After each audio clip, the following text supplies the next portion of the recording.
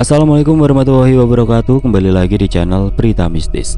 Untuk kisah kali ini masih melanjutkan dari kisah yang sebelumnya, sebuah kisah dari tulisannya Muharram Sidik. Sebuah kisah yang diambil dari karya Karsa, kisah yang berjudul Kematian Sang Penari. Dan sebelum kita lanjut ke ceritanya, tekan dulu tombol like video ini dan jangan lupa tekan juga tombol subscribe channel ini. Nyalakan juga lonceng notifikasinya agar tidak ketinggalan cerita-cerita lainnya dari channel ini. Dan buat teman-teman yang pengen membaca langsung ceritanya, nanti silakan saja kunjungi linknya yang nanti akan saya sertakan di kolom deskripsi. Dan seperti apa untuk kelanjutan dari kisah ini, langsung saja kita masuk ke ceritanya.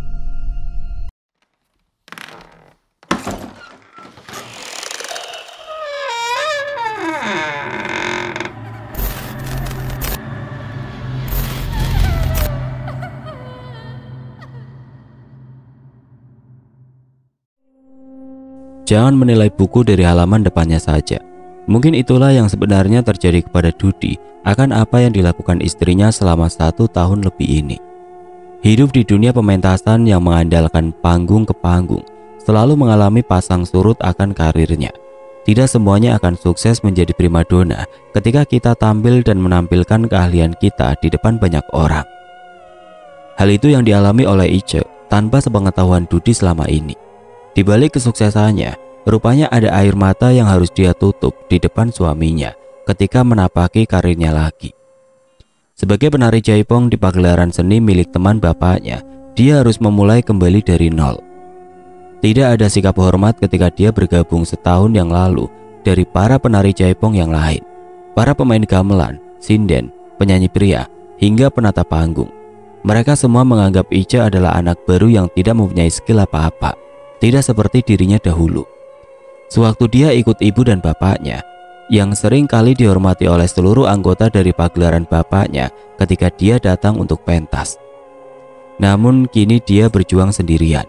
Dia harus kembali menjadi anak baru yang seringkali tersingkirkan oleh para penari jaipong yang usianya lebih tua dan lebih mahir daripada dirinya. Sebuah panggilan sebagai si ketuk tilu yang dia dapatkan sewaktu kecil kini tidak membantunya sama sekali. Seperti sedang memukul batu dengan palu yang sudah usang. Mungkin itu adalah ungkapan yang tepat bagi dirinya. Semua pencapaian sewaktu kecil harus dia buang. Dan dia harus berjuang kembali dari awal sekarang. Semuanya dia lakukan demi suaminya yang dia cintai, karena dia sangat sayang pada suaminya, meskipun dia belum mendapatkan pekerjaan hingga saat ini. Penari jaipong ini biasanya ditampilkan ketika malam sudah mulai menjelang. Waktu pentas mereka adalah awal dari persiapan wayang golek yang menjadi acara utama setiap mereka tampil dari panggung ke panggung. Tidak jarang mereka harus menari di tengah-tengah penonton ketika panggung harus diisi oleh wayang golek dan gamelan pengiring yang memenuhi panggung kecil yang disediakan oleh pemangku hajat pada malam itu. Namun Ice tidak mengeluh. Kesukaannya terhadap seni tari yang dia pelajari dari kecil membuat dirinya selalu merasa senang ketika dia bisa menari untuk para penonton sebelum acara wayang golek dimulai. Meskipun beberapa kali Ice tidak mendapatkan panggung, dia hanya menari di jajaran paling belakang dan tertutup oleh para penari jaipong di jajaran depan yang sering kali mendapatkan perhatian lebih dari para penonton. Bahkan ketika dia menari sendirian pun, Ice selalu mendapatkan urutan paling terakhir, sehingga seringkali dia menari tanpa ada satupun yang datang dan menyawer dirinya. Karena uang-uang mereka sudah habis karena diberikan kepada penari jaipong yang selalu muncul paling awal sebelum dirinya. Beberapa kali Ice tampak selalu murung, terutama ketika dia selesai menari dan pertunjukan wayang golek pun dimulai. Ice hanya bisa melihat para penari lain yang senang sambil menghitung uang sawer yang mereka dapatkan. Sedangkan dirinya hanya terunduk dengan wajah yang lesu. Dan satu-satunya uang yang dia dapatkan hanyalah uang bayaran dari pemimpin pagelaran yang dia akan dapatkan ketika pagi tiba. Namun rasa sayang yang besar kepada Dudi seringkali membuat dia kembali tersenyum ketika dia pulang ke rumah. Meskipun dia hanya membawa uang yang sedikit setelah dia bekerja semalaman. Waktu terus berlalu. Rupanya penghasilan dari menari jaipong dirasa kurang oleh Ice. Apalagi dia seringkali dikucilkan oleh para penari yang lebih senior dari dirinya. Penari yang sudah bertahun-tahun gabung kepada pagelaran itu dan sudah mempunyai pelanggan tetap yang seringkali menyawer mereka ketika mereka pentas. "Kenapa kamu murung, Cek? Setiap kali beres nari seringkali kamu murung," kata Desi, salah satu teman penari, satu-satunya yang seringkali mendekati Ice untuk mengobrol setiap kali mereka pentas. Desi adalah penari jaipong yang terkenal. Dia adalah urutan kedua penari jaipong yang paling populer di pagelaran mereka. Umur Desi 3 tahun lebih tua daripada dirinya. Namun Desi belum menikah. Selepas sekolah, Desi ikut dengan pagelaran ini dan terus berlanjut hingga sekarang. "Aku ingin dapat suami juragan yang kaya, baru bisa berhenti nari. Kalau belum dapat ya aku terus nari sampai dapat." Setidaknya itulah yang seringkali Desi katakan ketika dia ditanya kenapa dirinya belum menikah hingga saat ini. Desi adalah penari jaipong yang tidak main-main. Lekuk tubuhnya yang bagus, juga wajahnya yang cantik mempesona, menjadi idaman para laki-laki yang seringkali hadir untuk menari bersama dirinya. Pundi-pundi uang yang ia dapatkan dari saweran pengunjung bisa 5 kali lipat dari bayaran dia menari dalam 1 kali pentas. Sehingga wajar saja apabila dia selalu tampil di urutan kedua ketika dia menari sendirian, dan sering kali berada di jajaran depan ketika dia menari berkelompok dengan para penari jaipong yang lain. "Kalau kamu merasa menari jaipong itu berat, lebih baik kamu mencari pekerjaan yang lain. Sayang, seorang istri yang cantik sepertimu harus menjajakan dirinya kepada laki-laki nakal yang menari bersama dan menyawer kita semua layaknya mainan mereka," kata Desi sambil memeluk Ice yang sedang murung itu. Namun Ice hanya menggelengkan kepalanya. Dia ingat, dia akan berhenti apabila suaminya sudah mendapatkan pekerjaan. Dan apabila dia berhenti sekarang, dia tidak bisa mendapatkan uang untuk keluarganya hidup. "Nggak bisa, Des. Aku nggak bisa keluar dari sini. Aku tidak mau suamiku kecewa, sehingga aku harus melakukan segala cara agar suamiku bahagia dan mensupport dia dari belakang sebelum dia bekerja," kata Ice dengan nada yang murung. Desi heran dengan Ice, seorang istri yang terlalu sayang kepada suaminya sehingga dia membiarkan tubuhnya didekati laki-laki lain untuk mendapatkan uang. Desi berpikir, bagaimana apabila suaminya tahu atas apa yang dia kerjakan ini? Apakah suaminya tidak akan marah kepadanya? Pikiran itu memenuhi kepala Desi. Namun ketika dia melihat Ice yang sepertinya sungguh-sungguh akan karir yang dia sedang jalani pada saat ini, akhirnya dia kembali memeluk Ice dengan sangat erat dan berkata, "Bayaran untuk menari memang kecil, Cek. Aku juga merasakan hal itu. Kita akan dapat banyak uang apabila kita mendapatkan saweran dari para pengunjung dan hal-hal yang lainnya yang menyangkut profesi kita sebagai penghibur. Aku tahu penghasilan yang kamu dapatkan sekarang kurang dari cukup. Apalagi para penari lain seringkali menempatkanmu di urutan akhir, sehingga saweran yang kamu dapatkan tidak sebanyak para penari yang tampil lebih dulu." Tiba-tiba secara perlahan Desi memelankan suaranya.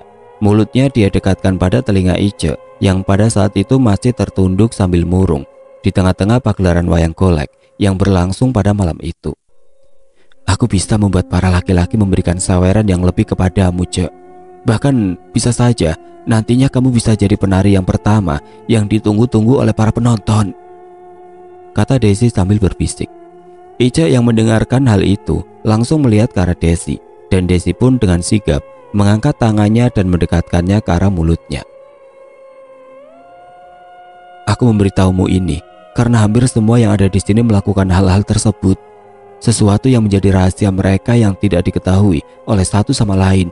Dan apabila kamu tidak melakukan hal itu, kamu akan tersingkir dari pagelaran ini secara perlahan." Ice yang bingung akan apa yang dikatakan Desi hanya terdiam dan tidak menjawab apapun yang dia katakan kepadanya. "Kalau kamu ingin aku membantumu, malam Selasa nanti kamu bilang kepada suamimu untuk berangkat karena ada pentas, bahwa semua perlengkapan tarimu kita akan menari di suatu tempat yang nantinya akan mereka bayar oleh suatu benda yang bisa membuat orang lain terpesona melihatmu, Cek. Tentunya dengan syarat yang harus kamu patuhi. Dan aku yakin apabila kamu bisa memakai benda itu, pasti para penonton pun terutama laki-laki akan terpesona, bahkan rela mengeluarkan uangnya untuk disawer kepadamu, Cek." "Ah, Ice nanti berangkat nari lagi ya. Kebetulan ada pentas lagi malam ini," kata Ice dengan suara merdunya izin kepada suaminya yang terlihat sibuk menyiram tanaman di depan rumahnya yang dia rawat untuk menghabiskan waktu. "Pentas, kemana, Cek?" kata Dudi. "Nggak tahu, A. Soalnya yang punya pagelaran nggak ngasih tahu," katanya sambil duduk di kursi depan rumah. "Oh, ya sudah. Hati-hati ya di jalan. Kalau sudah beres jangan langsung pulang. Tunggu pagi aja dulu. Takut ada apa-apa kalau pulang sendirian malam-malam," kata Dudi sambil tersenyum kepada istrinya. "Asik. Makasih ya, A," katanya sambil memeluk Dudi dari belakang. "Iya, Ce, iya." Waktu terus berlalu. Malam yang dibicarakan Desi akhirnya tiba. Biasanya ketika ada pementasan, akan ada sebuah truk besar dengan beberapa mobil tua berwarna biru muda yang sudah sangat kusam muncul di terminal kecil Kampung Lui Damar untuk menjemput para penari, pemain gamelan, juga orang-orang yang membantu jalannya pertunjukan. Namun kali ini tidak ada yang seperti itu. Yang ada hanyalah sebuah motor yang berwarna merah dengan lampu bulatnya yang bisa menembus kegelapan malam. Motor itu terparkir tepat di depan kantor kepala desa, menunggu seseorang yang nantinya akan muncul di jalanan setapak sebelah kantor kepala desa itu. "Des," kata Ica sambil berlari-lari kecil dengan sebuah tas gendong berisi pakaian tari yang dia bawa. Desi pun tersenyum. Dia kembali membalas lambaian tangannya dan menepuk-nepuk jok belakang. "Wah, kamu hebat ya, udah bisa beli motor. Padahal di sini mana ada yang punya motor seperti kamu, Des. Waktu ke kota aja jarang banget orang bisa punya motor kayak gini," katanya sambil melihat motor Desi yang terlihat baru pada saat itu. "Ini mah dikasih juragan beras yang ada di sebelah barat pelabuhan Cidaun, Cek. Katanya dia suka aku menari ketika pentas. Jadi ya dia ngasih ini. Kalau aku yang beli mah harus nabung beberapa bulan atau dari pentas," katanya sambil tersenyum. Memang benar, di tahun itu jarang sekali warga mempunyai kendaraan pribadi.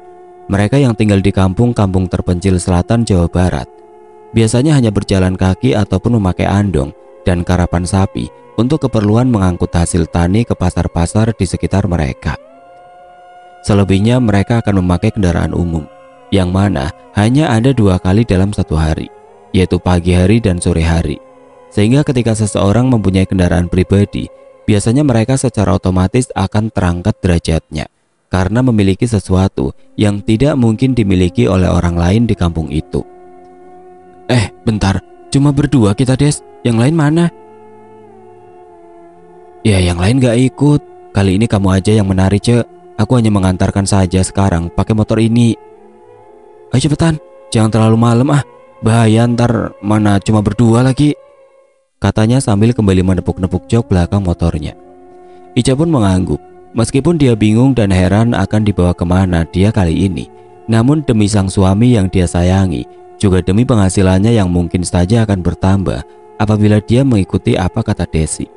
Akhirnya dia ikut dengannya tanpa bertanya lebih lanjut atas apa yang akan dia lakukan. Akhirnya Desi dan Ica menyusuri jalan provinsi yang penuh batu pada malam itu. Suasana gelap karena tidak ada lampu jalan yang menerangi. Bukanlah hal yang menakutkan lagi. Mereka sudah terbiasa hidup dalam kegelapan, menyusuri setiap jalanan yang berliku dengan medan yang berat. Juga melewati beberapa hutan hujan yang lebat untuk sampai di tempat hajatan atau pementasan. "Kita akan kemana, Des?" kata Ica yang semakin penasaran akan tempat yang akan mereka tuju. "Udah, pokoknya ikut aja," kata Desi sambil tersenyum dengan motor barunya pada saat itu. "Ini kan Emang kita akan bertemu siapa di kampung ini?" kata Ica dengan heran, karena motor yang dikendarai Desi belok ke arah jalan kecil yang mengarah ke kampung yang merupakan tempat dari kampungku tinggal. Ica terus-menerus bertanya kepada Desi pada malam itu, dan Desi terus-menerus menjawab Ica dengan berkata bahwa nanti ketika dia sudah berada di tempatnya, dia akan tahu dan dia nggak perlu khawatir akan hal itu, karena Desi melakukan semua hal itu demi Ica sekarang. "Nah, sampai sini kamu tutup mata dulu sebentar ya," kata Desi yang tiba-tiba berhenti dan menengok ke arah Ica yang ada di belakang. Kenapa?" Ica tambah bingung pada saat itu. "Pokoknya tutup saja, 10 menit. Ica yang masih bingung dengan perkataan Desi mau gak mau harus menurutinya sekarang. Dia menutup matanya beberapa saat dengan motor yang kembali berjalan secara perlahan memasuki kampungku yang jaraknya tidak terlalu jauh. "Udah, sekarang buka ya," kata Desi yang kembali berkata kepada Ica pada saat itu. Ica pun mengangguk. Dia akhirnya membuka matanya secara perlahan. Ekspresi pertama yang dia keluarkan adalah ekspresi yang sangat kaget ketika melihat pemandangan yang ada di depannya. Bagaimana tidak, Ica yang mengenal kampungku adalah kampung yang serem, gelap, tidak ada penerangan sama sekali, kini terlihat berbeda. Apalagi dengan gunung tua yang dipercaya orang sebagai tempat para dedemit berkumpul di sana, sehingga dicap tentang kampung yang menyeramkan melekat. Aku yang pada saat itu sedang berada di kota tidak mengetahui kedatangan mereka berdua. Kalaupun pada saat itu aku pun tahu, aku tidak akan ikut campur, karena aku lebih memilih untuk beristirahat di rumah dibandingkan harus mencari tahu siapa yang melewati kampungku pada malam itu. Entah sedang berada di kampungku atau ada di tempat lain yang menyerupai kampungku, ketika malam tiba, Ica seperti melihat pemandangan yang berbeda. Memang wajar, seumur hidupnya Ica jarang main ke kampung ini, sehingga dia hanya mendengar rumor-rumor tentang kampungku yang menyeramkan, tanpa sekalipun tahu kondisi di dalamnya. Semua mitos-mitos yang beredar tentang kampung tampaknya terbantahkan ketika dia melihat hal yang ada di depan matanya sekarang. "Benar ini tempatnya, Des? Kok ramai gini?" kata Ica dengan nada heran. Iya," katanya dengan sedikit tersenyum ragu. "Ayo cepetan, udah pada nunggu kayaknya buat kamu nari," katanya sambil turun dari motor. Motornya kenapa nggak dipakai ke dalam?" "Udah nggak usah ah, kita jalan aja. Toh disimpan di sini juga nggak akan ada yang ambil." Desi dan Ica akhirnya turun dari motor. Dia masuk ke dalam kampung yang menurut pandangan Ica adalah kampung yang sangat sepi dan tidak ada kehidupan pada malam hari. Tapi semua pemikiran itu berubah ketika dia melihat jalanan yang terang benderang karena obor-obor yang menyala berjejer di setiap depan rumah. Rumah-rumah dengan kayu jati yang sudah diukir sedemikian rupa, dengan atas rumbia dan banyak sekali lampu minyak yang menerangi rumah-rumah mereka, membuat Ica semakin takjub dibuatnya. Para warga di sana pun terlihat ramai.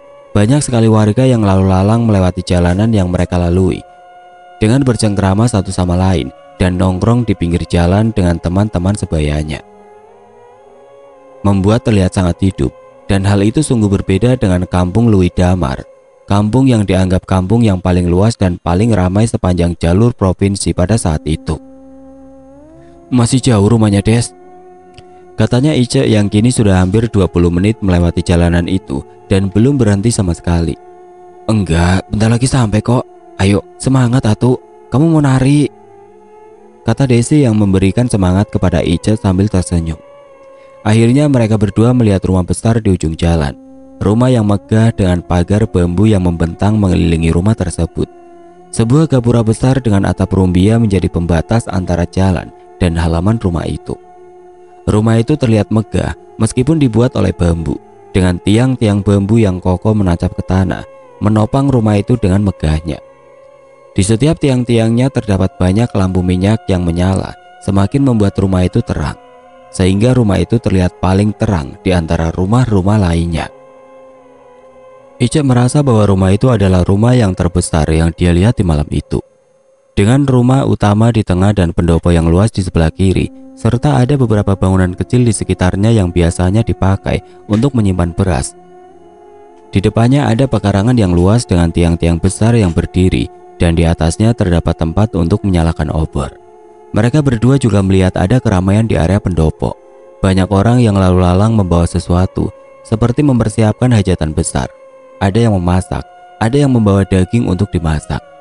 Disusul banyaknya suara dan canda tawa ibu-ibu yang saling mengobrol sambil memasak. Yang laki-laki memakai pakaian pangsi berwarna hitam, dan wanita memakai pakaian kebaya dengan rambut yang disanggul. "Sudah nyampe, Cek. Kamu siap-siap ya. Tuh, udah pada ramai gitu di pendopo untuk melihat kamu nari. Ingat, ini gak dibayar pakai uang ya, tapi pakai benda. Dan apabila kamu ingin seperti aku, kamu harus memakai benda itu, dan kamu harus mengikuti apapun yang tuan rumah ini katakan, karena itu adalah satu-satunya jalan keluar atas kesulitan yang terjadi kepadamu saat ini." Wah, luas sekali ruangannya. Mata Ica begitu terkesan. Tepat ketika pintu rumah besar itu dibuka, dia melihat sebuah ruangan yang besar dengan tiang-tiang penyangga yang terbuat dari kayu jati. di 4 sisi. Ruangannya tampak sangat bagus. Lampu-lampu minyak berjejer di dinding. Juga ada sebuah lampu minyak besar yang menggantung, layaknya lampu gantung orang kaya yang ada di kota-kota besar pada waktu itu. Sebuah karpet berwarna merah dengan corak-corak bunga menghiasi ruangan tersebut. Juga beberapa meja panjang di kiri dan kanan yang berisi makanan dan minuman yang bisa diambil dengan sesuka hati oleh mereka yang ada di ruangan itu. Mereka berjalan perlahan, melewati beberapa orang yang melihat mereka dengan seksama. Orang-orang yang memakai kemeja dan memakai pangsi hitam, juga para ibu-ibu yang memakai kebaya, menatap mereka dengan tatapan yang penasaran. "Yuk, kita ketemu sama yang punya rumah dulu," kata Desi yang mengajak Ica sambil tersenyum. Ica hanya mengangguk dan mengikuti Desi dari belakang. Dia kini sudah berganti pakaian, memakai pakaian tari yang sudah dia ganti di kamar mandi luar sebelum masuk ke dalam rumah. Hanya Desi yang masih memakai baju biasa, karena hanya Ica yang akan tampil pada malam ini sekarang. Di ujung ruangan tersebut terlihat banyak sekali orang yang berkumpul. Orang-orang yang terlihat berwibawa dengan baju pangsinya yang khas, juga semerbak bau melati dan bau mawar yang tercium jelas oleh Ica ketika mereka berdua berjalan mendekati kumpulan orang-orang tersebut. Ica yang masih penuh akan kebingungan dan kekaguman dengan tempat yang sedang dia pijak sekarang, hanya bisa mengikuti Desi yang berjalan di depannya. Hingga "Desi, sang penari kesukaanku." Tiba-tiba terdengar suara seorang wanita yang sedang duduk di kursi yang sepertinya khusus dibuat untuk dirinya. Kursi berwarna keemasan dengan corak dan ukiran yang indah, dengan tempat duduknya yang berwarna merah yang terlihat sangat empuk dan elegan. "Salam untukmu, Nyi," kata Desi yang tiba-tiba menunduk di depan wanita itu dengan kedua tangannya yang seolah-olah sedang menyembah dia. Ica yang bingung hanya berdiri ketika dia melihat Desi melakukan hal itu. Dia juga tidak tahu siapa wanita yang sedang duduk di depan sana. "Siapa wanita cantik ini, Des?" kata wanita itu yang kini berdiri dan berjalan mendekati mereka berdua. Wanita yang memakai baju kebaya tipis berwarna merah, sehingga beberapa bagian dari tubuhnya yang berwarna putih dan mulus pun terlihat. Hanya corak-corak bunga berwarna merah yang terlihat menutupi bagian-bagian tertentu yang tidak boleh terlihat dengan jelas di kebaya tersebut. Seorang wanita yang sangat cantik, putih dan bersih, seorang wanita yang tampaknya tidak pernah menginjakan kakinya di sawah atau di ladang, tidak pernah terpapar sinar matahari yang terik dalam hidupnya, dan hanya bersolek sepanjang waktu sehingga kecantikannya tiada tara. Wajahnya tersenyum ramah, terutama ketika dia melihat ke arah Ica pada waktu itu. Meskipun wanita itu terlihat berumur 50 tahunan, tapi kecantikannya tampak tidak pudar. Ica bahkan yakin para remaja kampung Parigi pun akan terpesona melihat kecantikannya. Desi yang masih dalam posisi terduduk di depan wanita itu tiba-tiba berbisik kepada Ica. Ica, jawab, Cak," kata Desi. Ica yang masih terpesona akan kecantikan wanita itu tiba-tiba sadar dan menjawab apa yang ditanyakan oleh wanita itu kepadanya. Iya, aku Ica, Nyi," jawab Ica dengan nada yang gugup. Ica ya? Namanya cantik, sama seperti orangnya. Aku Nyi Mayang Sari yang mempunyai tempat ini. Dulu Desi sering menari di tempat ini. Nah, katanya sekarang Ica yang mau menari di sini ya? Jangan khawatir, Desi dulu juga sama. Sekarang setelah nari di sini Desi jadi terkenal. Nanti olehku akan diberi apa saja yang membuat Ica sukses. Yang pasti Ica harus nurut dan betah nari di sini dengan rutin. Suaranya yang merdu membuat Ica terpesona. Aura wibawanya terpancar dan membuatnya terpana dengan tingkah laku dan tutur kata dari seorang wanita yang kini ada di depannya. Ica yang ingin sekali melakukan hal ini demi suaminya hanya bisa mengangguk ketika mendengar hal itu. Dan ketika dia melihat jawaban Ica bahwa dia setuju atas apa yang dikatakannya, wanita itu sedikit tertawa senang. Dia seperti menemukan sebuah permata baru yang bisa dia simpan di dalam rumahnya sekarang. Baiklah kalau Ica sudah sanggup. Sekarang aku ingin melihat Ica nari ya, katanya sambil berjalan kembali. Dia berjalan ke arah tempat duduknya yang berada di ujung sana. Dan baru beberapa langkah Tiba-tiba dia menepuk tangan beberapa kali, hingga tiba-tiba suara gong terdengar dengan jelas, bersamaan dengan saron, kendang, bonang, juga suara-suara yang lain yang membuat irama merdu dan pas untuk para penari jaipong pada saat itu. Desi, sekarang tugas Desi sudah beres. Silakan apabila Desi mau pulang. Soalnya sekarang Desi tidak perlu main lagi ke sini ya, katanya sambil duduk dan tersenyum ke arah Desi. Desi yang terduduk dengan posisi yang masih menyembah Nyi Mayang Sari itu hanya mengangguk dan mundur beberapa langkah sebelum akhirnya meninggalkan Ica sendirian di ruangan itu.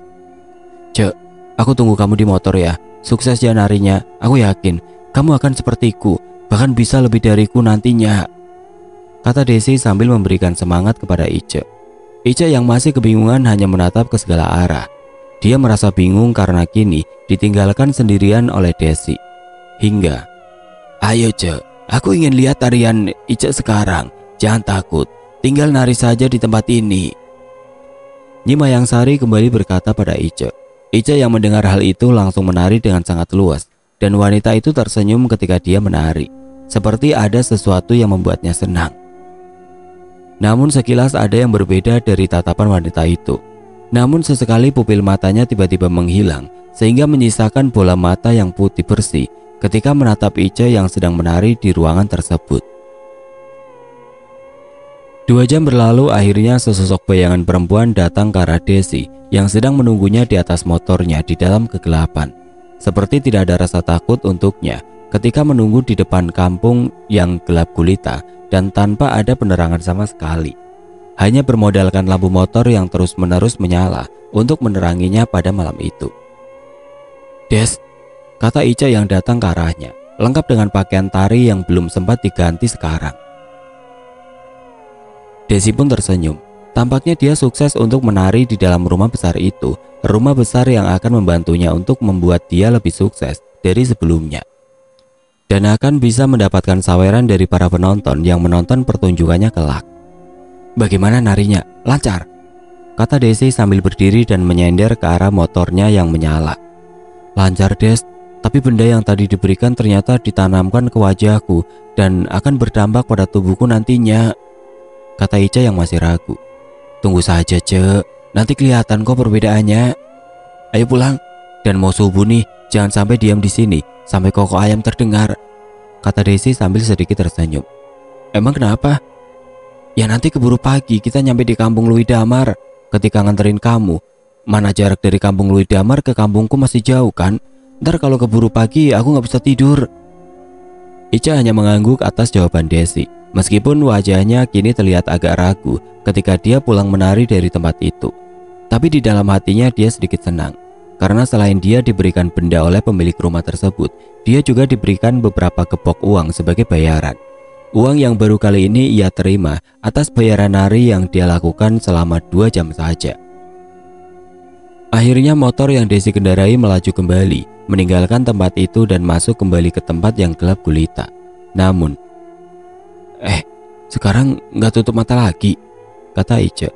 Udah nggak perlu, tuh udah pernah masuk ke sana kan? Yang pasti kamu harus rutin setiap Selasa malam nari di sana. Misalkan kamu bentrok dengan pentas di panggung, kamu harus memilih untuk nari di sana, kata Desi yang kini fokus mengendarai motornya. Motor itu melaju kembali, kali ini melewati beberapa rumah yang masih tampak gelap gulita. Berbeda dengan tempat tadi yang terang benderang, kali ini tempat ini terasa sepi bagi mereka berdua, dan hanya ada satu tempat yang terang, yaitu rumahku, dengan sebuah warung yang ada di depannya di tengah-tengah kampung yang gelap itu. Perasaan tadi nggak lewat kampung ini dah. Itu cuma perasaan kamu saja. Kampung ini masih nyambung sama kampung yang tadi kok.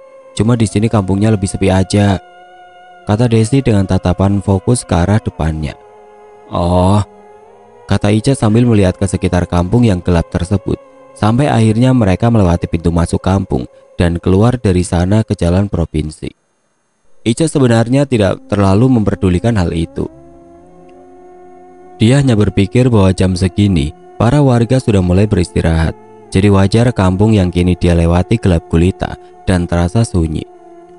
Apalagi ketika mereka sudah keluar kampung dan mulai memasuki area kebun teh yang membentang puluhan hektar.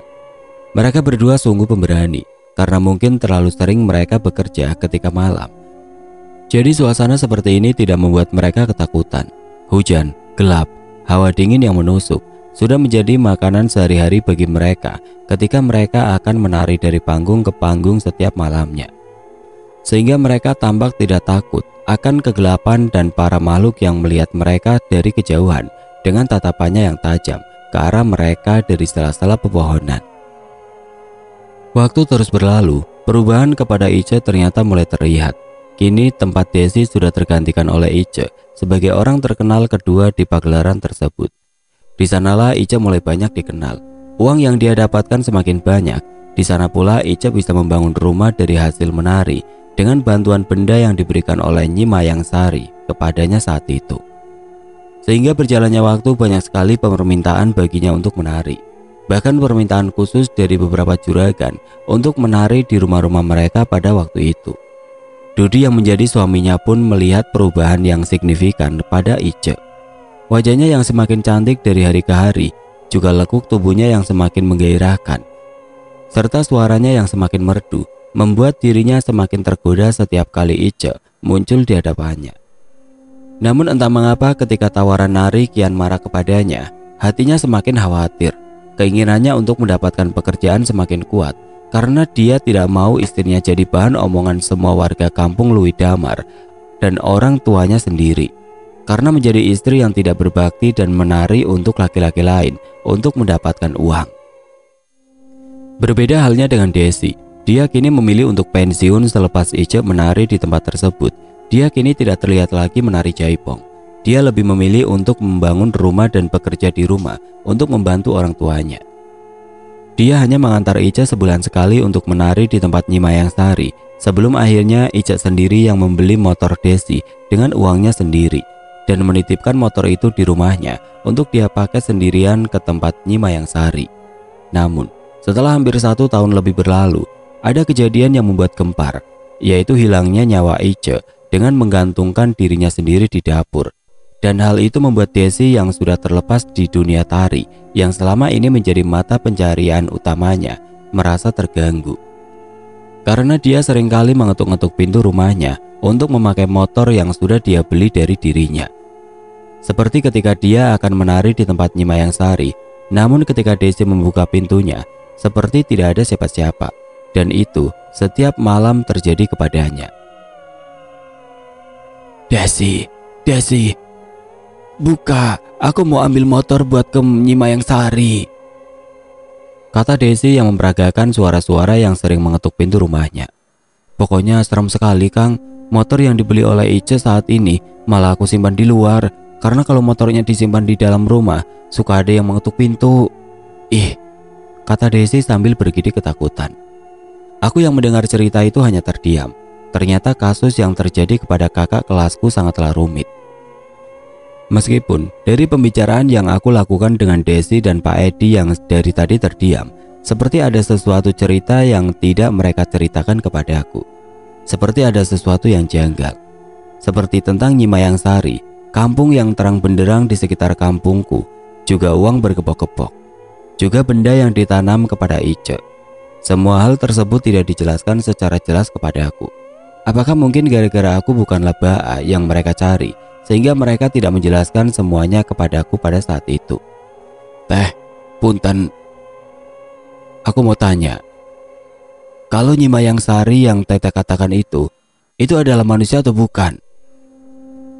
Karena kalau seperti ini bukan sekedar jiwa yang bergentayangan yang bunuh diri, Teh. Ada sesuatu hal gelap lebih dari itu. Dan juga, tiba-tiba aku menoleh kepada Pak Edi yang dari tadi terdiam. Bapak juga dihantui oleh Ice. Soalnya dalam cerita yang disikatakan, seperti tidak ada Bapak di dalam cerita tersebut. Karena yang saya tahu dari Bapak, orang-orang yang bunuh diri hanya akan mendatangi orang yang kenal, atau orang-orang yang mempunyai sesuatu benda atau budi juga hutang dan janji yang belum mereka tepati, sehingga jiwanya datang untuk menagih hal itu. Sontak Desi dan Pak Edi terdiam.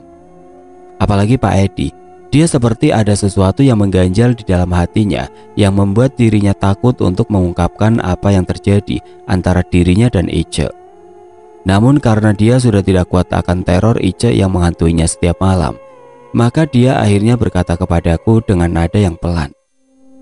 "Sepertinya aku adalah penyebab dari apa yang dilakukan oleh Ice. Dia sepertinya mengakhiri nyawanya setelah apa yang kita lakukan pada malam itu, dan itu yang membuat dia gantung diri di rumahnya sendiri." "Ah, maksudnya gimana?" Aku malah bingung dengan apa yang dibicarakan Pak Edi pada saat itu. "Iya, ada sesuatu hal yang selama ini ditutup-tutupi oleh Ice. Dan aku juga baru tahu dari Desi bahwa dia sengaja melakukan hal itu, seperti layaknya Desi dulu ketika aktif menari. Awalnya, aku marah kepada Desi. Kalau ada hal di balik itu, aku tidak akan melakukan hal itu dengan Ice," kata Pak Edi yang melirik Desi yang duduk di sebelahnya. Sedangkan Desi hanya tertunduk. Dia seperti takut untuk mengungkapkan semuanya di depanku pada saat itu, seperti ada suatu aib yang dia sembunyikan. "Iya Kang, jadi apa yang Akang bilang tentang Nyi Mayang Sari, sebenarnya dia bukanlah manusia. Dia adalah makhluk yang menjadi penghuni dari salah satu tempat di gunung itu," katanya Desi sambil menunjuk ke gunung yang letaknya tepat berada di belakang kampung. "Karena pada malam-malam tertentu, gunung itu biasanya berubah menjadi perkampungan yang ramai, dan Ice sengaja aku ajak untuk menghibur para makhluk yang ada di sana dalam wujud manusia. Nyi Mayang Sari adalah salah satu makhluk yang seringkali didatangi oleh manusia, terutama bagi para wanita, agar dia bisa awet muda dan disenangi banyak orang. Aku juga tahu dari salah satu mantan penari yang mengajakku menari di sana, layaknya aku mengajak Ice pada waktu itu. Dia seringkali memberikan uang yang banyak, memberikan kita sebuah susuk agar awet muda dan terlihat menggoda ketika dilihat banyak orang, terutama di mata pria. Dan ritualnya itu hanya menari di malam-malam tertentu di sana. Tidak ada tumbal, tidak ada persembahan, dan tidak ada yang perlu mantra-mantra pemanggil yang seringkali dipakai oleh para manusia yang melakukan ritual lain ketika datang ke sana. Namun dia harus menari terus seumur hidupnya, dan ketika dia meninggal, jiwanya akan terus menari selamanya di dalam gunung." Bentar. Aku tiba-tiba memotong perkataan dari Desi pada waktu itu. "Kalau misalkan seperti itu, kenapa Teteh bisa lepas dari hal itu dan sekarang bisa hidup normal?" kataku dengan nada yang heran. "Salah satu syarat lepas dari Nyi Mayang Sari adalah dengan membawa penari lain untuk menggantikannya menari di dalam rumahnya. Dan itu pertama kali dilakukan oleh seseorang yang membawaku beberapa tahun yang lalu. Dan aku juga melakukan itu kepada Ice, karena aku sendiri ingin lepas, dan hal tersebut yang semakin lama semakin mengganggu hidupku. Karena..." Desi sedikit melirik ke arah Pak Edi, dan Pak Edi pun hanya mengangguk, menandakan bahwa apa yang dia sembunyikan di sana harus dia katakan kepadaku, agar aku tahu semua kesalahan mereka berdua atas apa yang dilakukan Ice. "Di balik hal itu, ada salah satu syarat lain yang membuat aku melakukan hal itu kepada Ice, dan salah satu syarat yang mengharuskan dia berhubungan badan dengan laki-laki lain setiap bulannya. Meskipun dia sudah mempunyai suami, tapi dia harus menjalankan hal itu karena syarat itulah yang bisa menguatkan susuk yang ditanam di dalam tubuhnya. Karena aku yang dulu pun melakukan hal yang sama, dan semakin lama aku menjalankan hal itu, aku semakin merasa risih dan ingin mengakhiri hal itu dan hidup normal seperti sekarang," katanya yang kini tampak sedikit tertunduk karena malu. Namun ada satu kejadian yang menimpanya ketika Pak Edi tergoda akan kecantikan Ice. Dia mengajaknya bermalam di salah satu vilanya, dan Akang pasti tahu Pak Edi melakukan hal itu dengan Ice. Pak Edi awalnya tidak tahu, dia hanya ingin mencoba tubuh Ice yang menggoda baginya.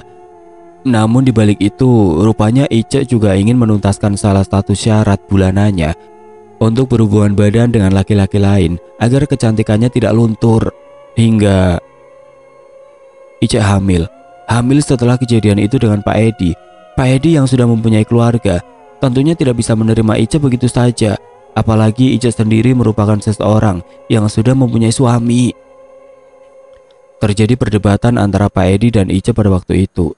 Pak Edi sudah berkata bahwa dilahirkan saja anaknya, anggap saja bahwa itu adalah hasil hubungan badan dengan suaminya yang ada di rumah. dan segala keperluan lahiran dan hidup anak tersebut akan dia tanggung hingga dia menikah kelak. Tapi di satu sisi Ice bingung karena dia tidak bisa melakukan hal itu. Karena suaminya sendiri sudah meninggalkan dia untuk mencari pekerjaan di kota selama beberapa bulan. Sehingga tidak mungkin apabila dia menunggu suaminya yang tidak pasti dan melahirkan anak yang akan menjadi pertanyaan bagi suaminya. Desi berbicara panjang lebar tentang Ice dan Pak Edi, dan Pak Edi hanya terdiam dan tertunduk di depanku. Dia merasa melakukan hal yang salah, yang menyebabkan dirinya dan keluarganya diteror oleh jiwa Ice yang gentayangan setiap malamnya. "Pak, coba lanjutkan ceritanya," kata Desi. Pak Edi yang awalnya tertunduk, akhirnya melanjutkan cerita yang awalnya diceritakan oleh Desi pada waktu itu. "Iya Kang, setelah perdebatan itu, aku rencananya akan membawa Ice ke tempat aborsi, mencoba membuang janin yang ada di tubuh Ice. Namun Ice rupanya tidak bisa sabar. Dia lebih memilih untuk mengakhiri hidupnya sendiri daripada menungguku ketika aku mencari seseorang yang bisa mengaborsi janin di pegunungan ini." Pak Edi yang terduduk tiba-tiba mendekatiku pada saat itu. Dengan wajah yang memelas, dia meminta tolong kepadaku. Bahkan dia sampai menarik bajuku agar aku bisa membantu mereka. "Jadi tolong Kang, meskipun tadi Akang bilang bahwa Baas sudah tidak ada, tapi aku yakin Akang bisa membantu memurnikan jiwa Ice, sehingga dia tidak meneror kita semua lagi." "Bukan cuma aku saja yang kena teror Kang, anak-anakku, keluargaku, istriku, bahkan mertuaku semua diteror olehnya. Dia menagih janji akan anak yang dikandungnya kepada semua orang yang ada di rumah, sehingga hal itu menjadi pertanyaan bagi semua orang. Tolong Kang, tolong. Akang butuh bayaran berapa? Butuh syarat apa? Akan aku kasih Kang, asal bantu aku untuk memurnikan jiwa Ice." Karena jujur, aku sudah mendatangi 10 orang pintar yang tersebar di kampung-kampung di selatan Jawa Barat. Orang-orang yang terkenal sakti dan sering mengobati banyak orang, tapi semuanya tidak mau membantuku. Mereka bilang bahwa mereka tidak sanggup apabila harus berhubungan dengan gunung yang ada di dekat kampung Akang ini. Mereka lebih memilih untuk menjaga hubungan baik dengan para makhluk di gunung dan tidak mau membuat perkara dengan mereka. Karena bukan jiwa Ice saja yang harus dimurnikan, tapi ikatan dengan Nyi Mayang Sari yang ada di dalam gunung pun harus dilepaskan secara paksa. Jadi Kang, aku minta tolong sama Akang, bantu aku dan Desi Kang." Pak Edi yang tampak berwibawa ketika pertama kali aku lihat, kini memelas kepadaku dengan wajahnya yang tampak sedih. Dia sudah terlalu putus asa akan apa yang menimpanya. Sesuatu yang awalnya hanya memuaskan nafsu syahwatnya, kini harus berhadapan dengan jiwa seseorang yang terus-menerus menghantui dirinya sendiri. Jujur, aku sedikit marah dengan Pak Edi. Dia yang dengan seenaknya mencoba tubuh-tubuh para wanita dengan status dan kejayaannya, kini memelas ketika dia mendapatkan karma dari apa yang dia lakukan. Aku sebenarnya tidak mau membantu Pak Edi apabila alasannya seperti itu. Apabila dengan Desi yang dengan seenaknya mengorbankan Ice yang kini jiwanya bergentayangan dengan sesuatu yang gelap yang mengikatnya di gunung itu. Tapi ada hal lain yang membuat hatiku sedikit tergerak, yaitu Ice dan Dudi adalah kakak kelasku yang aku kenal ketika sekolah, sehingga sudah kewajiban bagiku untuk membantu beban mereka berdua. Aku sebenarnya tidak ingin membantu kalian, karena aku juga tidak yakin akan kemampuanku sekarang. Aku tidak tahu apakah aku bisa membantunya atau tidak, karena aku tidak seperti Baa. Tapi aku akan berusaha untuk memurnikan jiwa Teh Ice dengan apa yang aku bisa. Namun, ingat, aku melakukan ini bukan karena kalian berdua, tapi karena Teh Ice adalah kakak kelasku yang mau tidak mau harus aku bantu. Karena aku tahu yang lebih menderita dari kasus ini adalah Teh Ice sendiri, yang jiwanya terombang-ambing dengan dosanya yang menumpuk semasa hidupnya. Oke teman-teman, sampai di sini dulu ceritanya. Nantikan kelanjutan kisah ini di video berikutnya. Agar tidak ketinggalan, klik tombol subscribe channel ini dan nyalakan lonceng notifikasinya. Wassalamualaikum warahmatullahi wabarakatuh.